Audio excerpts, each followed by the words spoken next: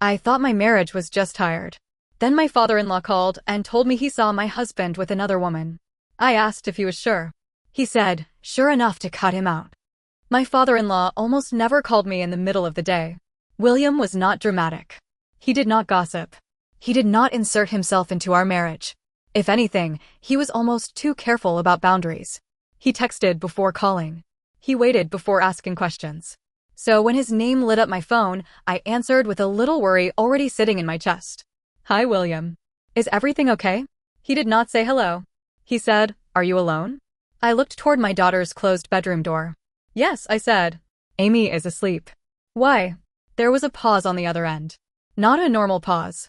The kind where someone is choosing between protecting you from pain or respecting you enough to tell you the truth. Then he said, Amanda, I need you to listen to me carefully. My hand tightened around the phone. What happened? He breathed out slowly. I saw Scott on Saturday. My husband had told me he was running errands on Saturday. He said he needed to grab lunch, stop by a store, and would be home before Amy woke up from her nap. I did not question it. We had been married long enough that I didn't treat every errand like a mystery. William said he was at a restaurant downtown. I waited. With a woman, he added. Something dropped in my stomach. I said, a coworker? William stayed quiet, and that silence answered before he did. No, he said. Not like that. My mouth went dry. He told me he had seen Scott sitting in a booth near the back of the restaurant. Scott and the woman were leaning close, talking quietly, holding hands across the table. William said he stood there for a few seconds, trying to convince himself there was some innocent explanation. Then Scott looked up and saw him, and pulled his hand away. That was the part that got me first. Not the restaurant. Not even the woman. The hand. A man does not pull his hand back like that if there is nothing to hide. William said Scott followed him outside before the meal was even over. He sounded panicked, embarrassed, angry, all at once. William asked him, who is she? Scott said, Dad, please. Don't do this here. William asked again. Scott said, it's complicated. That word made my skin crawl. Complicated. Like our marriage was a technical issue he had been trying to solve with another woman. Like our daughter and I were not people, just messy details. Like betrayal could become deeper or more acceptable if he wrapped it in a tired excuse.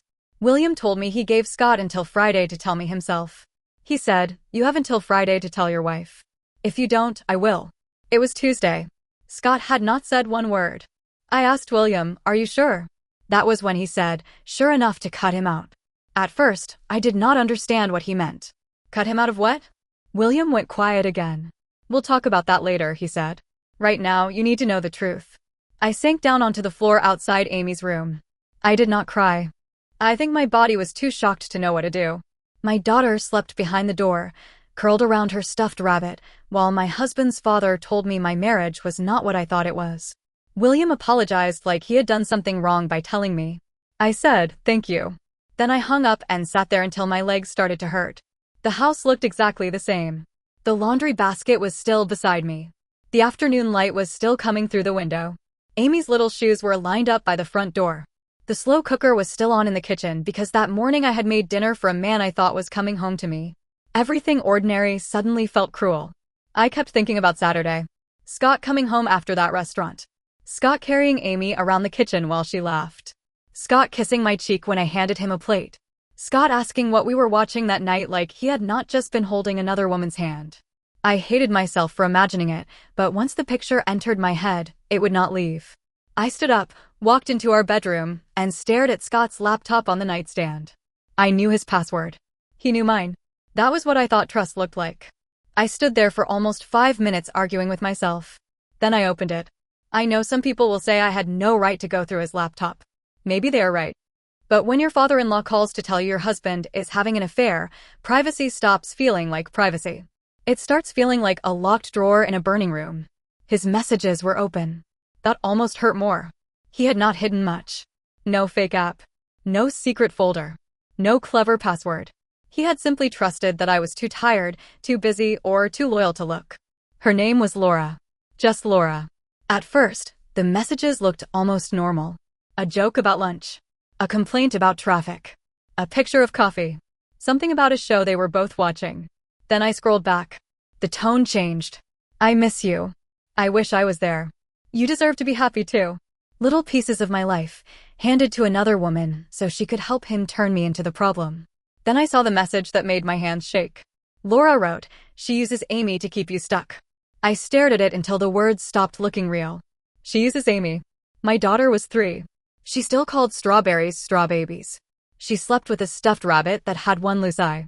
She thought her father was the funniest person alive because he made pancakes shaped like animals, even when they looked nothing like animals. She was not a trap. She was our child. Scott did not defend her. He wrote, "Sometimes it feels that way." That was when I covered my mouth because the sound that came out of me did not feel like mine. I kept reading because I needed to know how much of my life had been rewritten without me. He told Laura our marriage had been dead for a long time. He said I was cold. He said I made him feel invisible. He said he came home feeling like I only noticed him when something needed to be paid for, fixed, carried, or handled. And here is the part one hate admitting. Some of it came from somewhere real. After Amy was born, I changed. I was tired in a way I couldn't explain. I forgot how to be light. I forgot how to flirt. I forgot how to sit beside my husband without mentally listing everything that had to be done before bedtime.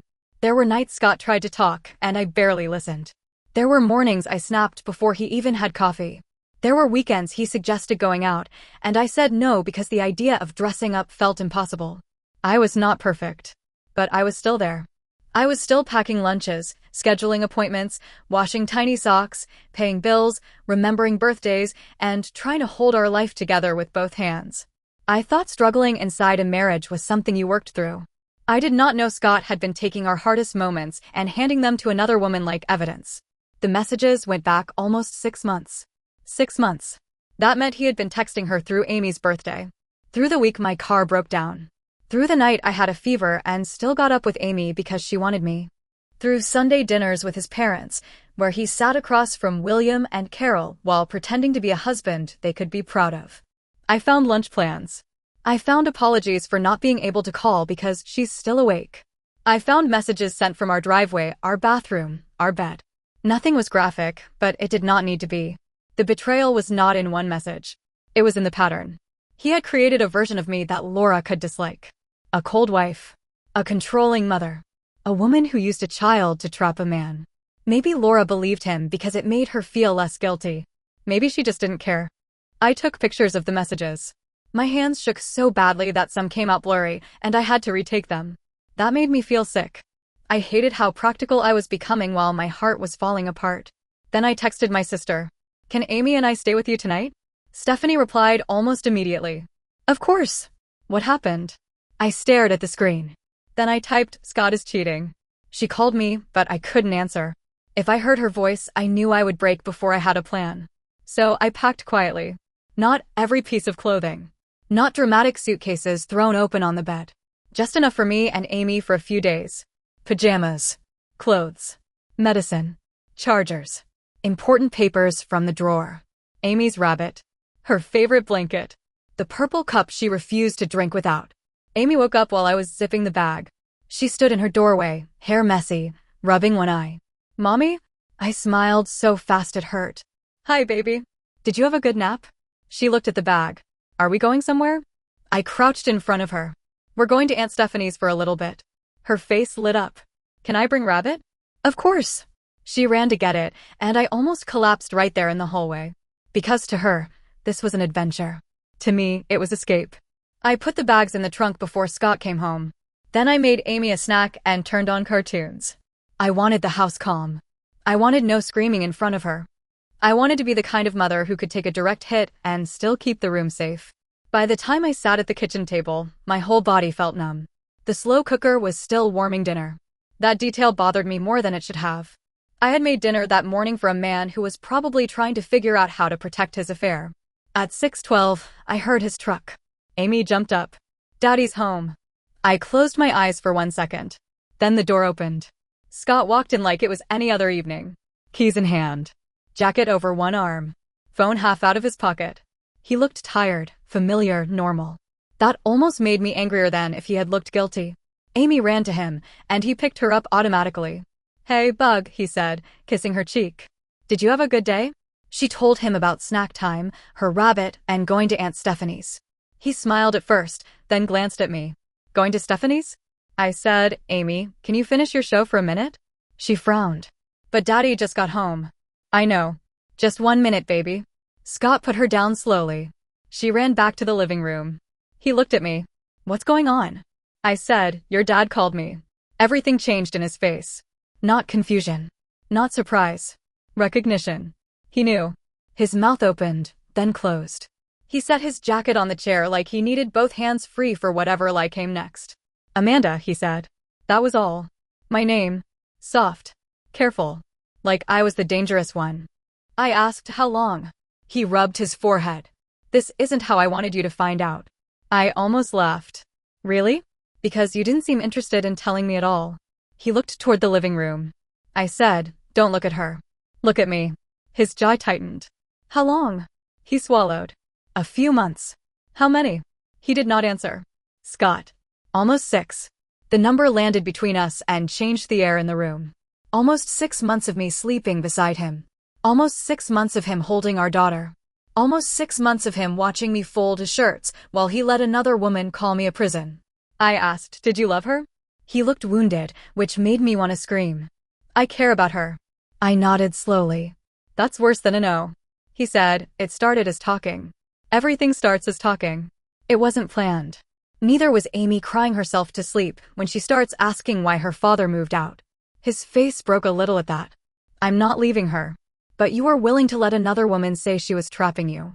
He looked stunned. I said, I read the messages. His sadness shifted into anger. You went through my laptop? I stared at him. That sentence told me almost everything. Not, I'm sorry you saw that. Not, I should have defended our daughter. Not even, I messed up. He was angry about the lock on the burning room. I said, yes. I did. And I would do it again. He started pacing, keeping his voice low because Amy was nearby. You don't understand how lonely I've been. That sentence hit me, but not the way he wanted. Because I did understand loneliness. I understood sitting in a dark room at 2 in the morning while Amy cried and Scott slept because he had work early. I understood eating dinner standing at the counter because there was no time to sit. I understood wanting to be touched and also not wanting anyone to need one more thing from me. I understood loneliness so well that I had mistaken it for adulthood. I said, then you should have told me you were unhappy. I tried. No. You complained. You went quiet. You punished me with distance, then found someone who made you feel like the victim. His eyes sharpened. That's not fair. I stood up. Neither is telling another woman I use our daughter to trap you. He flinched. For the first time, he looked ashamed. I didn't mean it like that. But you let her say it. He had no answer. From the living room, Amy called, Mommy, can I have juice? My body snapped back into mother mode. I wiped my face even though I hadn't realized I was crying. Coming, baby. Scott reached for my arm, not hard, just desperate. Don't take her tonight. I looked down at his hand until he let go. I'm not taking her from you. I'm taking her away from this conversation. She's my daughter too. I know, I said. That's why I'm not screaming. He looked like he wanted to argue, but he didn't. I got Amy's cup. I helped her put on her shoes. She thought we were having a sleepover. She waved at Scott from the doorway. Bye, Daddy. His face collapsed. Bye, Bug. Then she ran out to the car ahead of me, happy and clueless, dragging her rabbit by one ear. Scott followed me to the porch. Amanda, please. I turned. He looked smaller than I had ever seen him. I made a mistake, he said. I said, a mistake is forgetting milk. 6 months is a life. He whispered, I don't want to lose my family. That was when I finally said the thing that had been burning through me since I read those messages. You should have remembered we were your family before you made us sound like your punishment. He did not reply. I drove to Stephanie's house with Amy singing in the back seat. She sang the same 2 lines from a cartoon song over and over, and I held the steering wheel so tightly my hands hurt. Stephanie was waiting outside when we pulled up. She hugged Amy first, making it feel normal. Then she took the bags and told Amy there were cookies in the kitchen. The second Amy was inside, Stephanie turned to me. I tried to say, I'm okay. Nothing came out. She pulled me against her, and I broke so hard I could barely breathe. That night, I slept in Stephanie's guest room with Amy pressed against my side. Actually, I didn't sleep. I watched the ceiling while my daughter breathed softly beside me, and every few minutes my phone lit up with another message from Scott. I'm sorry. Please talk to me. I never wanted this. I still love you. Then, at 1:43 in the morning, one message came through that made me sit up. Did you tell my parents everything? I stared at it. Even after everything, that was what scared him. Not losing me. Not hurting Amy.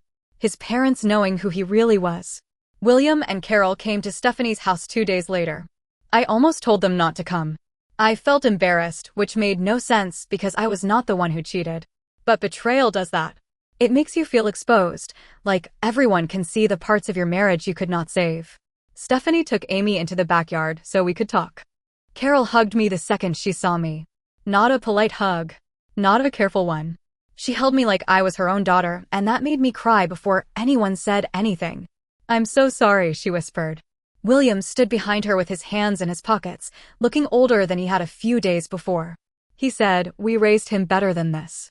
Then he corrected himself. We thought we did. I told them they did not owe me an apology.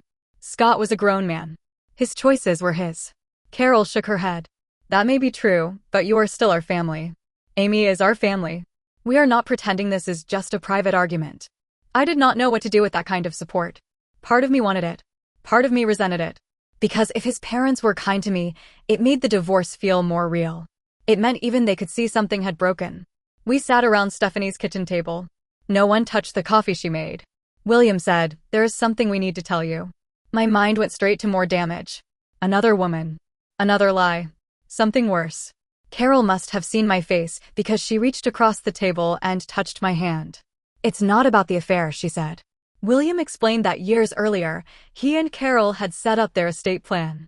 They were not flashy people, but they had worked hard, saved carefully, and owned a rental property they intended to keep in the family. Scott was supposed to inherit a large part of it someday. I knew vaguely that they had assets. I did not know details because it was not my business. William said, after what I saw, and after what he chose not to tell you, we no longer trust his judgment the way we did. I said, please don't change anything because of me. He looked directly at me. Amanda, we are not changing it because you asked. You didn't. We are changing it because our granddaughter should not have her future depend on whether Scott is feeling responsible that year. Carol wiped under her eye. We are not cutting him off completely, she said. He is still our son. But we are protecting Amy differently now. That was when I understood what William meant on the phone. Cut him out did not mean he was throwing Scott into the street. It meant Scott was being cut out of the part he assumed he could count on no matter how he behaved. William said they were speaking with their attorney to redirect more of the future inheritance into a protected trust for Amy. Something Scott could not drain, borrow against, or control. They also wanted to help me keep housing stable while the divorce and custody arrangements were handled. I said no at first. Too quickly. No. I can't take that. William said, it is not a prize. It is support. Carol said, you have spent years making sure our granddaughter is safe and loved. Let us make sure you are not punished for that. That sentence stayed with me.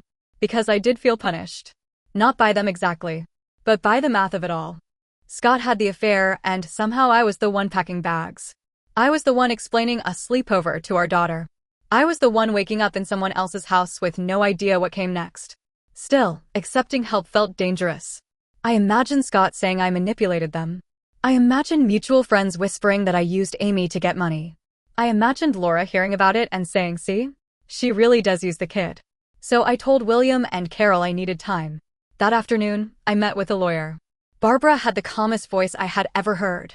I showed her screenshots. I explained that I did not want to keep Scott from Amy. I just wanted stability and a custody agreement in writing. Barbara listened without making dramatic faces.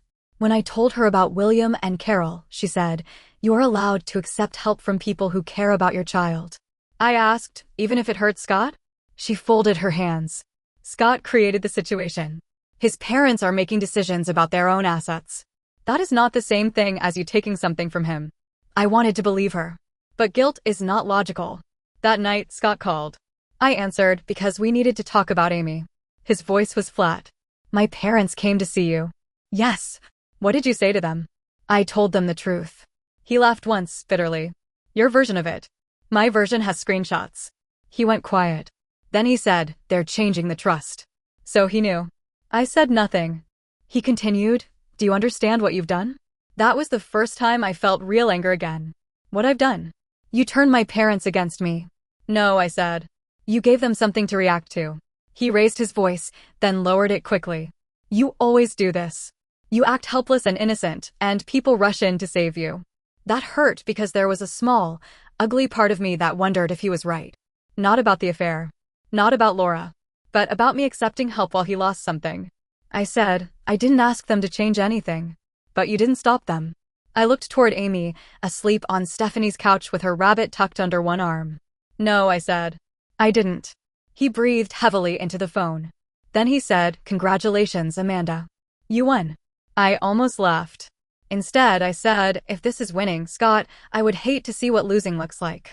Then I hung up. The weeks after that were not clean or cinematic. There was no grand revenge scene. No screaming courtroom moment. No dramatic apology from Laura. No instant karma wrapped up perfectly. Real life was quieter and more exhausting. It was daycare drop-offs with swollen eyes hidden behind sunglasses. It was Amy asking why Daddy wasn't sleeping at home. It was me saying, Mommy and Daddy are taking some space, then crying in the car after. It was Scott being a good father during pickups and still cold to me at the door. That was one of the hardest parts to explain. He was not a monster to Amy. He showed up. He brought her favorite snacks. He remembered her jacket. He sat on Stephanie's porch one evening, helping her put stickers all over his arms while she laughed like nothing in her world had changed. It would have been easier if you were terrible in every way. It would have been easier if I could say, he abandoned us and have the story be simple. But he didn't abandon Amy. He betrayed me. He disrespected our family. He let another woman reduce our daughter to a chain around his ankle. And then he still made pancakes on Saturday morning like a man who loved his child. People want clean villains, but marriage does not always give you that. We worked out a temporary custody schedule through mediation. Scott would have Amy 3 weekends a month and 1 dinner during the week. I did not fight that. I wanted Amy to have her father, even if I no longer knew how to look at him without seeing every message he sent Laura. William and Carol stayed involved, carefully. They did not insult Scott in front of Amy. They did not try to replace him. They just kept showing up. Carol would text, Does Amy need anything? William would ask, Is the car running okay? At first, I answered politely and kept distance. It felt wrong to lean on them. They were his parents. Their house had pictures of him as a child on the wall. Their holiday ornaments had his name on them. But they insisted. Carol told me, Divorce does not erase the fact that you are Amy's mother. William said, Scott can be angry at us. That is between us and him. Then the trust changes became official. Scott was not fully cut out. I want to be clear about that because people twist stories. William and Carol did not take money he already had. They did not make him homeless. They changed their own estate plan before anything was inherited. A large portion that would have eventually gone straight to Scott was redirected into a protected trust for Amy. There were also conditions on what Scott could receive directly in the future. Nothing public. Nothing designed to humiliate him. Just boundaries where there had once been automatic trust. Scott treated it like a public execution. He sent me a long message the night he found out. You got exactly what you wanted. My parents look at me like I'm trash now. My own father changed his will because of you. I hope you enjoy playing the victim. I read it 3 times. Then I put the phone down. A month earlier, I would have typed a paragraph defending myself. I would have explained that I never asked for it. I would have begged him to see that I was hurt too. But I was starting to understand that Scott was not looking for truth. He was looking for somewhere to place the shame. So I replied with 1 sentence. I did not make your parents stop trusting you. He did not answer. Mutual friends eventually heard pieces of the story. Some supported me. Some stayed quiet. One person told Stephanie that William and Carol had gone too far, that inheritance should not be used as punishment for a failed marriage. That bothered me more than I wanted to admit. Because part of me understood it. Parents using money to control adult children can be ugly. I know that. If Scott were telling this story, I'm sure he would say his father punished him financially for leaving an unhappy marriage. But that was not what happened. He did not leave an unhappy marriage. He stayed in one, lied in it, benefited from it, and built another emotional life beside it. He came home to dinner while telling another woman I made him miserable. He kissed our daughter goodnight while allowing that woman to call her the reason he was trapped. He had every chance to be honest before his father called me, and he chose silence. So when people say the inheritance consequence was harsh, I do not always argue. Maybe it was harsh. But so was packing my child's blanket while pretending everything was fine. So was hearing my daughter ask, Is Daddy coming home after work, and having no answer that would not hurt her. Scott eventually apologized for one thing. Not perfectly. Not in a sweeping, emotional way. One evening after dropping Amy off, he stood on the porch and said, "I should have corrected what Laura said about Amy." I looked at him. That was the closest he had come to naming the part that hurt most. I said, "Yes, you should have." He nodded. Then he said, "I was angry. I felt stuck. But that wasn't her fault." "No," I said. "It wasn't." He looked like he wanted to say more, but Amy came running back to show him a drawing she forgot in his car, and the moment ended. Maybe that is all closure really is sometimes. Not a perfect apology. Not justice tied with a bow. Just one small truth finally said out loud. I moved back into the townhouse with Amy after a few weeks because William and Carol helped me keep it stable while the divorce moved forward. I fought that help in my head every day. Then one morning, Amy ran into her room, saw her toys exactly where she left them, and shouted, "My bed." That was when I stopped feeling guilty enough to refuse. Scott still believes his parents chose me over him. I think they chose Amy. Maybe they chose their own conscience. Maybe they chose consequences because love without boundaries had made him careless. I don't know. What I do know is that the house is peaceful now. Not perfect. Not painless. But peaceful. Some nights I still wake up reaching for someone who is not there. Some mornings I remember something funny Amy said and almost text him before I stop myself. Some afternoons I find one of his old shirts in the laundry and feel grief hit me in the ribs. But Amy laughs here. I can breathe here. And Sunday dinners are strange now, but sometimes we still go. William makes too much food. Carol sends leftovers home. Nobody speaks badly about Scott in front of Amy, and when she brings him up, everyone stays kind. That matters to me. Because I do not want revenge if it poisons my daughter. I want peace that does not require me to pretend I was not hurt. The last time Scott accused me of winning, I did not respond. I looked at Amy asleep in the back seat, clutching her rabbit, safe and warm and completely unaware of trusts or affairs or adult pride. And I realized something. I had not won. I had survived the part of my life where someone else's selfishness was supposed to become my shame. Maybe William and Carol went too far. Maybe they didn't. Maybe one day Scott will understand that losing part of an inheritance is not the same as losing a family. But I am done carrying blame for consequences I did not create. So, if your husband betrayed you and his own parents stepped in to protect you and your child, would accepting that help make you bitter or just finally safe?